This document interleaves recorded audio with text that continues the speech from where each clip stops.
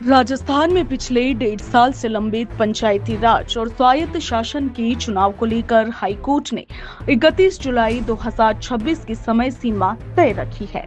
इस मामले में अब आप देखिए कि राज्य निर्वाचन आयोग ने पंचायती राज और स्वायत्त शासन विभाग को पत्र लिखकर आरक्षण संबंधी डेटा जल्द उपलब्ध करवाने के लिए कहा है।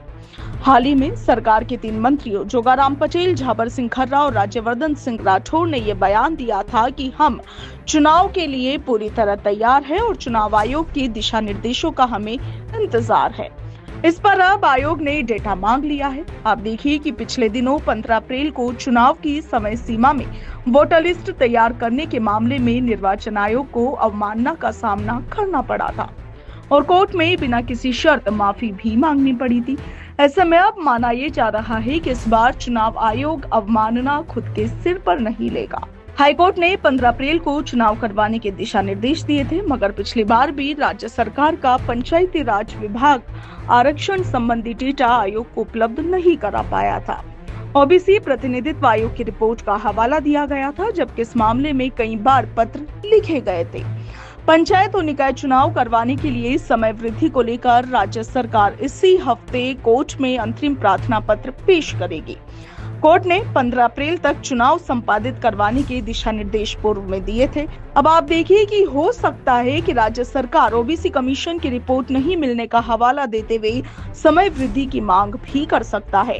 राज्य सरकार ने हाल ही में ओबीसी प्रतिनिधित्व आयोग का कार्यकाल सितंबर तक बढ़ाया है और ऐसे में अब इसे आधार बताते हुए समय वृद्धि की मांग हो सकती है। गौरतलब है कि राज्य सरकार वन स्टेट वन इलेक्शन के प्रति खुद का स्टैंड दर्शा चुकी है, पहले भी जाहिर कर चुकी है और इसी के चलते ये कदम माना जा रहा है। यही वजह रही कि पंचायती राज और स्वायत्त शासन विभाग ने पिछले 3.5 महीने में निर्वाचन आयोग के 8 पत्रों को नजरअंदाज किया है।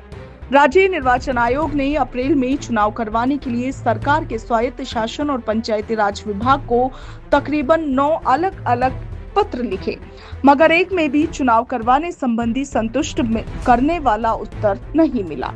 ऐसे में बताया ये जा रहा है कि वन स्टेट वन इलेक्शन की सरकारी मंशा के कारण ऐसा हुआ होगा, मगर अब आप देखिए कि राज्य निर्वाचन आयोग ने डेटा मांग लिया है और अब इस पूरे मामले में आगे क्या कुछ होता है, चुनाव कब होते हैं, क्या वाकई में राज्य सरकार एक बार फिर से पंचायत और नगर निकाय चुनावों की तारीख आगे बढ़ाने को लेकर सुप्रीम कोर्ट का दरवाजा खटखटाएगी, ये सब देखना दिलचस्प होगा।